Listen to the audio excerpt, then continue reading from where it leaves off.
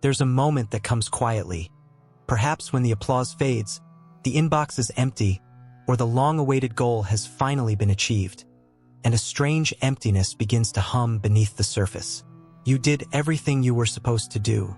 You reached the milestone, checked the box, achieved what once felt impossible. Yet the fulfillment you expected never arrives. This is the hidden crisis of our time. The silent ache of people who are successful but unfulfilled, efficient but aimless, informed but lost. We've conquered the outer world, mapped the brain, decoded emotions, quantified happiness. Yet the inner world still trembles with confusion. And over 2,000 years ago, Aristotle saw this coming. He lived in an age of uncertainty too, a society fascinated by pleasure, power, and wealth. Yet he asked a question that still pierces through the noise of modern psychology. What is the good life? Not a good feeling, not a good moment, but a life that is, in itself, good. Aristotle didn't believe the answer could be found in fleeting emotions or external rewards. For him, happiness, Eudaimonia, was not a state to achieve but a direction to embody. It was the flourishing of one's soul through the realization of purpose. He wrote, "Where your talents and the needs of the world cross, there lies your vocation." In this single idea, Aristotle captured what psychology would only begin to understand millennia later. That purpose is not found in the pursuit of pleasure, but in the alignment between what you are and what the world requires of you. But today, the question of purpose feels almost alien. We live surrounded by noise, advertisements that whisper who we should be, endless comparisons that tell us what we lack, and algorithms that keep us numb with distraction. The soul grows restless because it's being starved of meaning. Modern psychology tries to fill that void with frameworks, the hierarchy of needs, the flow state, the dopamine system. It tells us why we feel empty but rarely what to do with that emptiness. Aristotle would have seen this as a symptom of something deeper, the disconnection between action and essence. For Aristotle, the human being was not a random collection of impulses but a purposeful creature, like an acorn destined to become an oak. To live without purpose, then, is to live against your own nature. You may bloom in fragments, but never in wholeness. He believed that everything in the universe had a telos, a final cause, an end toward which it naturally strives. The eye exists for seeing, the seed exists to grow, the mind exists to know truth, and the soul, the deepest part of us, exists to live in harmony with its highest potential. But how do we recognize that potential? How do we distinguish between the life we're conditioned to want and the one we are meant to live? That is the riddle modern psychology still cannot fully solve. Perhaps this is why so many feel lost even when surrounded by abundance, because we have mastered every science except the one that teaches us why we exist. Aristotle understood that the search for purpose was not an intellectual luxury, but a spiritual necessity, the organizing principle of a meaningful life. The tragedy of the modern self is not that we've stopped seeking pleasure, but that we've mistaken pleasure for purpose. We've confused the spark for the flame. And so, the ancient voice of Aristotle returns across the centuries, asking us not, "What do you want?" but "What are you for?" The modern world promises happiness. Aristotle promised something deeper, fulfillment through purpose. And until we learn to tell the difference, we may continue to live surrounded by everything, yet missing the one thing that gives it all meaning: transition. But how did Aristotle arrive at this truth? What did he see about human nature that made purpose not just desirable, but inevitable, the very architecture of the soul itself? Aristotle saw the human being as a creature born not only to live but to understand why it lives. For him, life without purpose was not just unfulfilling, it was unnatural. Every being, he said, moves toward some end, some inner calling woven into its essence. A bird does not debate whether it should fly. The seed does not wonder whether to grow. But man, with his boundless imagination and self-awareness, has the freedom to forget what he is for. That forgetting is the silent catastrophe of modernity. We chase countless goals: status, comfort, recognition. And yet, like ghosts wandering through mirrors, we never touch what we truly seek. Our achievements multiply, but our sense of meaning dissolves. We've become fluent in the language of success but illiterate in the language of purpose. Aristotle would not have been surprised. He understood that pleasure, wealth, and power can only imitate meaning for a time. They can seduce the soul, but they cannot fulfill it. For him, a life guided by such external aims was not a good life but a fragmented one. A soul chasing shadows in the dark. Man is a goal-seeking animal, wrote Viktor Frankl thousands of years later. His life only has meaning if he is reaching out and striving for his goals. Frankl's words echo Aristotle's, but with a modern urgency born from the horrors of the 20th century. When Frankl survived the concentration camps, he discovered something Aristotle already intuited. That purpose is not a luxury of comfort but the foundation of survival itself. Aristotle believed that to understand purpose, we must begin not with our desires, but with our function. Just as the eye's function is to see, the human function, he argued, is to reason well. Not merely to think, but to act according to reason, to live with virtue. For him, virtue was not moral decoration. It was the skill of being human well. Modern psychology often separates feeling from action, emotion from intellect. But Aristotle saw them as one. A virtuous life, a life aligned with purpose, is not a war between reason and emotion, but a harmony between them. The soul, he said, finds peace when its parts agree on the same aim. This harmony is what psychology now calls integration. When our thoughts, actions, and emotions align toward a single meaningful direction, we experience coherence, the deep sense that our life fits. When we live against that inner alignment, anxiety becomes our natural language. But the modern world thrives on disintegration. We are constantly pulled in opposing directions. Productivity without rest, connection without intimacy, pleasure without depth. The result is a fractured inner life, a self that achieves everything except itself. Aristotle might have called this a failure of telos. Without an ultimate aim, he warned, human action loses its gravity, like an arrow shot without a target. No amount of speed can compensate for the loss of direction. And so we drift. We mistake motion for progress, stimulation for satisfaction. We build entire psychological industries around coping with the consequences of meaninglessness, therapies, self-help movements, motivational slogans, while rarely confronting the root cause. We no longer ask what we are for. Purpose, Aristotle would insist, cannot be manufactured. It must be discovered by observing what draws the soul toward life. Not what the ego craves, but what the spirit responds to. For him, this discovery was not about ambition, but essence. It required silence, self-examination, and a willingness to listen to the quiet pull of one's nature. If psychology measures the human mind, Aristotle measured the human being. He saw purpose not as a psychological concept, but as a metaphysical truth, the invisible structure that gives order to the chaos of existence. Yet even as we rediscover his insights through science and therapy, we often miss the deeper implication. That purpose is not found by looking outward for meaning, but by becoming the kind of being capable of meaning.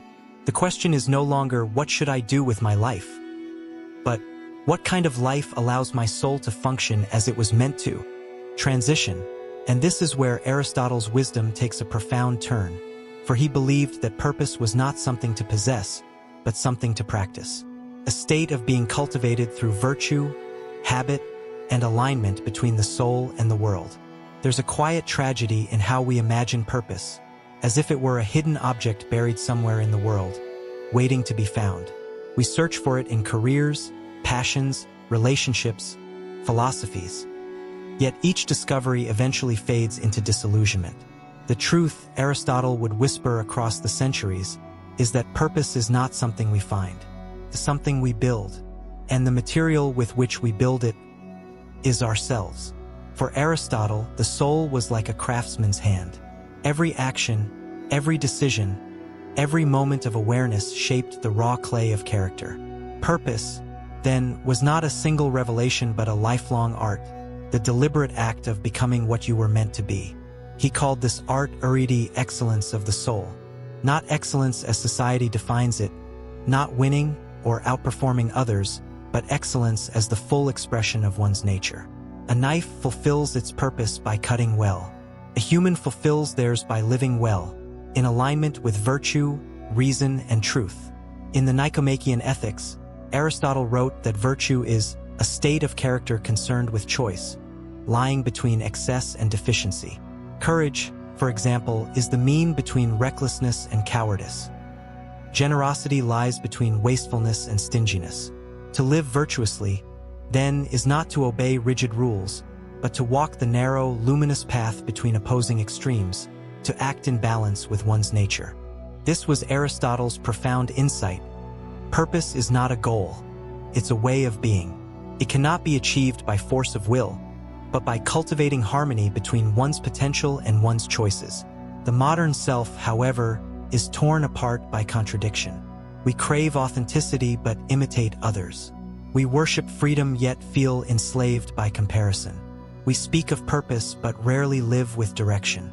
We are like musicians playing without tuning their instruments, wondering why the song of life sounds discordant. Aristotle's answer was deceptively simple. You cannot live a meaningful life unless you first learn how to live well. Not comfortably, not easily, but well. That means transforming purpose from an abstract question into an embodied practice. You don't wait to feel purposeful. You act purposefully until your actions and your essence become one. This is how virtue takes root, through repetition. Every small act of courage strengthens courage. Every choice aligned with truth deepens integrity. Slowly, habit becomes character, and character becomes destiny. It is here that modern psychology and ancient philosophy converge. Behavioral science speaks of neuroplasticity, the brain's ability to rewire itself through repeated thought and action. Aristotle spoke of moral habit, the soul's capacity to sculpt itself through repeated virtue. Both point to the same truth, that who we are is the sum of what we practice. But while psychology explains the mechanism, Aristotle reveals the meaning. We do not cultivate virtue merely to function better, but to fulfill the sacred design of our being.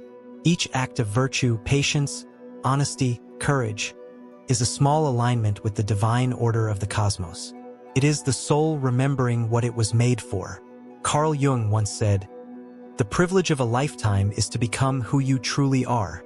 Aristotle would have nodded in agreement, but added, "It is not privilege, it is duty." For him, the tragedy was not that humans fail to find their purpose, but that they neglect to become capable of it. The untrained soul, swayed by impulse, blinded by ego, cannot perceive its own direction. To discover purpose, you must first refine the instrument of perception, yourself. This is the true education Aristotle envisioned, not the accumulation of facts, but the cultivation of the soul toward virtue. Education, in his eyes, was the architecture of purpose, the scaffolding by which the self ascends toward its highest function. And when this alignment begins to occur, when virtue matures into character, something extraordinary happens. Life itself begins to feel ordered. Each action becomes meaningful, not because it guarantees happiness, but because it fulfills one's essence. Purpose ceases to be a question and becomes a presence. It's not "what am I meant to do?" but "how can I live so that meaning naturally arises from what I am?" Transition. Yet even as Aristotle's vision glows with harmony, there remains a haunting paradox. What happens when virtue meets suffering? When purpose demands not joy, but endurance? Can meaning survive in the darkness? There is a kind of suffering that no science can anesthetize, the quiet despair that creeps in when the world no longer seems to make sense. It arrives not in moments of catastrophe, but in the stillness afterward, when every distraction has burned away and the silence begins to echo. Why am I here?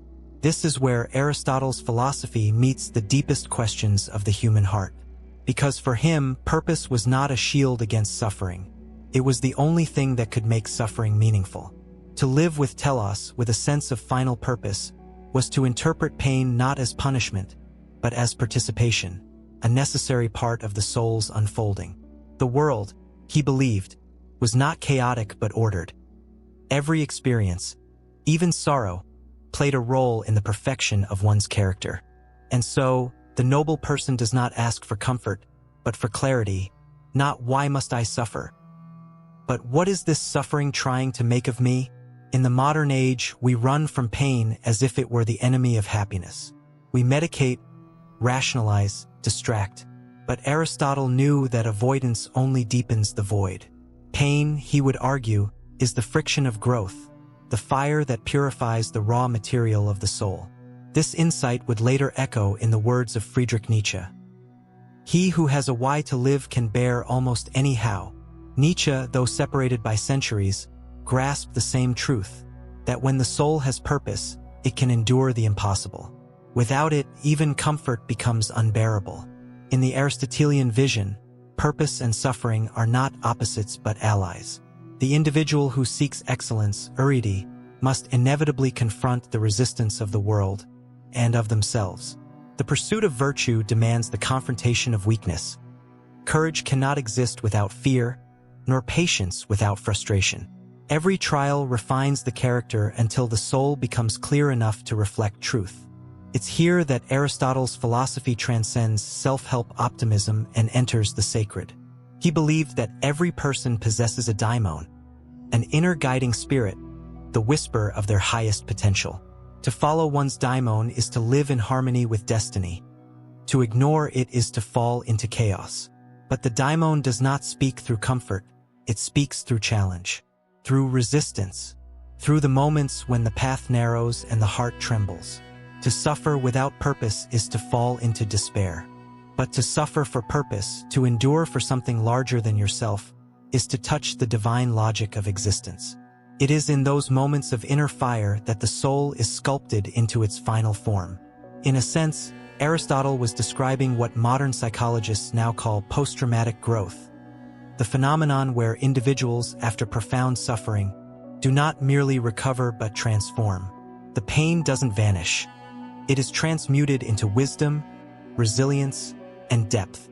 Aristotle might have said, suffering, when directed toward purpose, becomes education. But this education is not gentle. It strips away illusions, the illusion of control, of permanence, of comfort as the ultimate goal.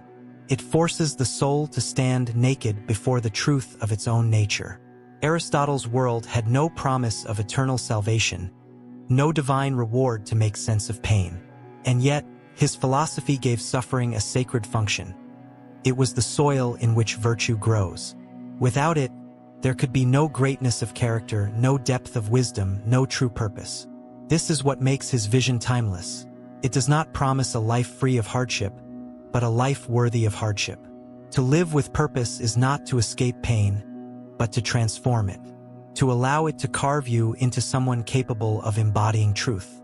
Modern psychology, with all its brilliance, still circles this ancient realization. We can measure stress, track dopamine, and label trauma, but we cannot quantify what Aristotle called the nobility of endurance. For him, fulfillment was not the absence of struggle, but the mastery of it. The person who lives with purpose is not the one who avoids suffering, but the one who makes meaning of it. And when that meaning crystallizes, when the soul can finally see its pain as part of its purpose, something extraordinary occurs. The suffering does not disappear, but it loses its sting. It becomes beautiful, transition, and yet, Aristotle's wisdom does not end with endurance. Beyond pain, beyond virtue, lies something even more profound, the serene, luminous state he called Eudaimonia, the flourishing of the soul that has become one with its purpose. Imagine a life in which everything you do, every word, every gesture, every breath, feels quietly aligned with something vast and invisible, as though your existence itself were in rhythm with the deeper order of the universe. No striving, no comparison, no desperate need to prove your worth, only the steady hum of being what you were meant to be. This, for Aristotle, was the ultimate fulfillment of human life. Eudaimonia, not happiness in the modern sense, but a state of flourishing, completeness, and inner coherence. It was not an emotion but a condition of being. Not a passing feeling, but a form of harmony between soul and world. He believed that the soul, once shaped by virtue and tested by suffering, could arrive at a kind of stillness, not the stillness of idleness, but of alignment. When the soul functions according to its nature, when the intellect, emotion, and action flow in one direction, the human being becomes something sacred, a living expression of purpose. We often imagine purpose as motion, striving upward, running faster, achieving more. But Aristotle's highest vision was paradoxically quiet.